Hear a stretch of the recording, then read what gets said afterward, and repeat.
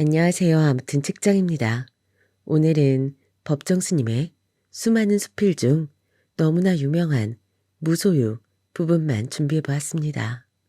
물질이 넘쳐나고 가져도 허기가 지는 시대입니다.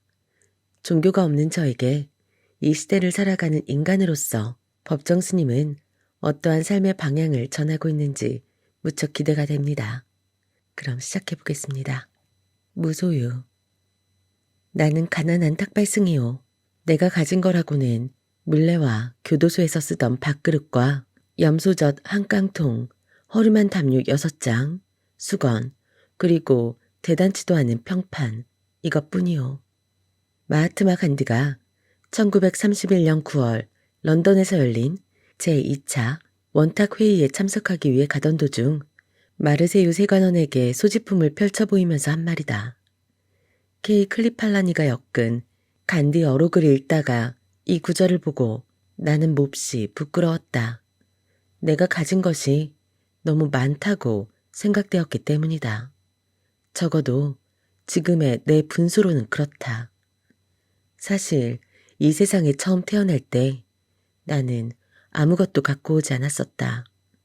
살 만큼 살다가 이 지상의 적에서 사라져 갈 때에도 빈손으로 갈 것이다.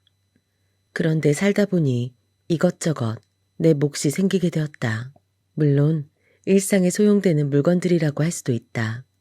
그러나 없어서는 안 될 정도로 꼭 요긴한 것들만일까? 살펴볼수록 없어도 좋을 만한 것들이 적지 않다.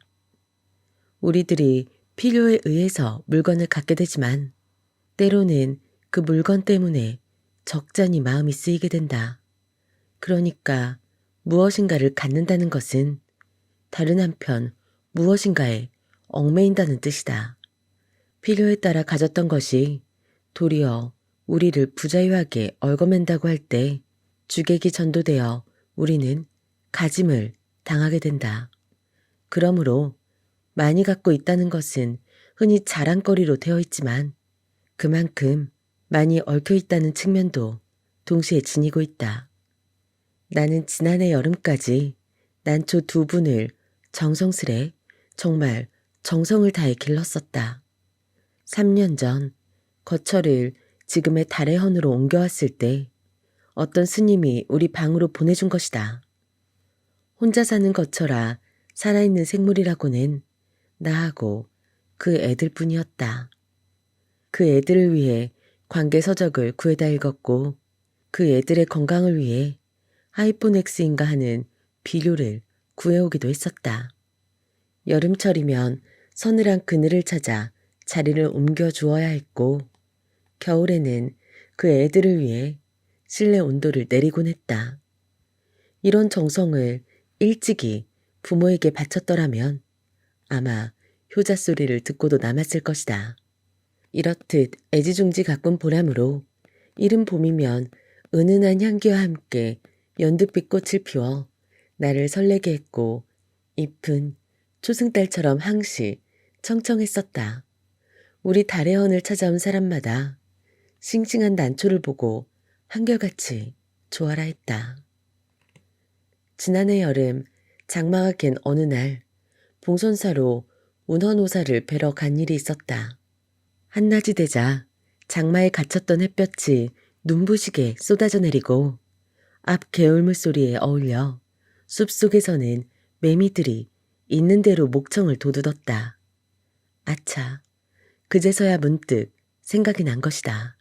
난초를 뜰에 내놓은 채 온 것이다. 모처럼 보인 찬란한 햇볕이 돌연 원망스러워졌다. 뜨거운 햇볕에 늘어져 있을 난초잎이 눈에 아른거려서 더 지체할 수가 없었다. 허둥지둥 그 길로 돌아왔다.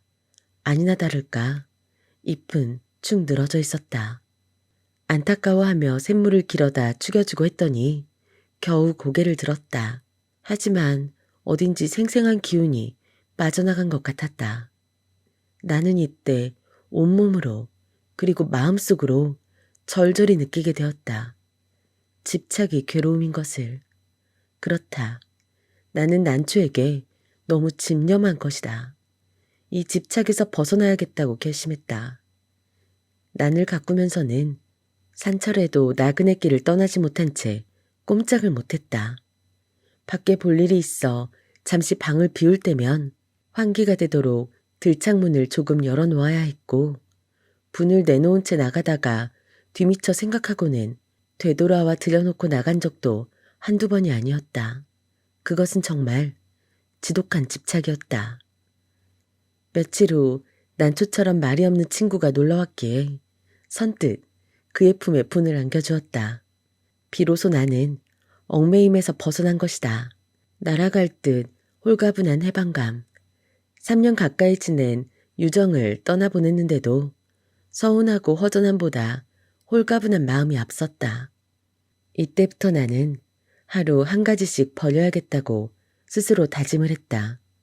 난을 통해 무소유의 의미 같은 걸 터득하게 됐다고나 할까. 인간의 역사는 어떻게 보면 소유사처럼 느껴진다. 보다 많은 자기네 몫을 위해 끊임없이 싸우고 있다. 소유욕에는 한정도 없고 휴일도 없다. 그저 하나라도 더 많이 갖고자 하는 일념으로 출렁거리고 있다. 물건만으로는 성에 차질 않아 사람까지 소유하려 든다. 그 사람이 제 뜻대로 되지 않을 경우는 끔찍한 비극도 불사하면서 제 정신도 갖지 못한 처지에 남을 가지려 하는 것이다. 소유욕은 이해와 정비를 한다. 그것은 개인뿐 아니라 국가 간의 관계도 마찬가지다. 어제의 맹방들이 오늘에는 맞서게 되는가 하면 서로 으르렁대던 나라끼리 친선사절을 교환하는 사례를 우리는 얼마든지 보고 있다. 그것은 오로지 소유의 바탕을 둔 이해관계 때문이다. 만약 인간의 역사가 소유사에서 무소유사로 그 방향을 바꾼다면 어떻게 될까? 아마 싸우는 일은 거의 없을 것이다. 주지 못해 싸운다는 말은 듣지 못했다. 간디는 또 이런 말도 하고 있다. 내게는 소유가 범죄처럼 생각된다. 그가 무엇인가를 갖는다면 같은 물건을 갖고자 하는 사람들이 똑같이 가질 수 있을 때 한한다는 것. 그러나 그것은 거의 불가능한 일이므로 자기 소유에 대해서 범죄처럼 자책하지 않을 수 없다는 것이다. 우리들의 소유관념이 때로는 우리들의 눈을 멀게 한다. 그래서 자기의 분수까지도 돌볼 새 없이 들뜬다. 그러나 우리는 언젠가 한 번은 빈손으로 돌아갈 것이다. 내 육신마저 버리고 홀홀이 떠나갈 것이다. 하고 많은 물량일지라도 우리를 어떻게 하지 못할 것이다.